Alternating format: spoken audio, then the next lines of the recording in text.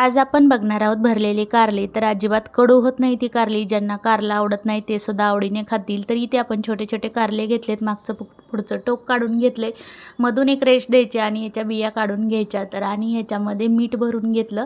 आता इथे कढईमध्ये आपण पाणी ठेवलं आणि हे कारले उकळवून घ्यायचे. तर 5 मिनिट चांगले उकळत्या पाण्यात उकळून घ्यायचे आणि नंतर आपण काढून घ्यायचे. तर आता हे कारले चांगले मऊ होतात आणि आपण तोपर्यंत मसालासुद्धा बनवून घेऊया.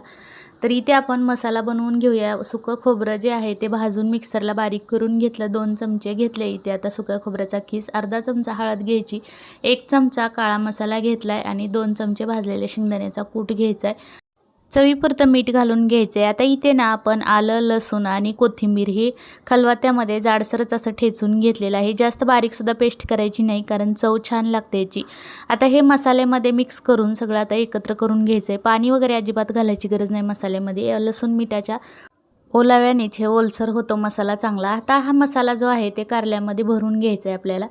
तर बघा चांगले कारले असे मऊ झालेले आहेत. आता मसाला सगळा असा कारल्यामध्ये भरून घ्यायचा. जसे आपण भरलेले वांगी करतो त्याच प्रकारे हा मसाला कारल्यामध्ये भरून घ्यायचा आहे. तर आता आपण इथे सगळे कारले हे जे आहेत ते भरून घेऊया आणि नंतर कढईमध्ये हे आपल्याला फ्राय करून घ्यायचे. तर आता हे मसाला भरून घेतलेला आहे कारल्यामध्ये. कढईमध्ये 1 चमचावरच तेल घालायचं आहे, जास्तसुद्धा तेल घालण्याची गरज नाही. आणि त्यावर आता हे कारले जे आहेत ते ठेवून द्यायचे.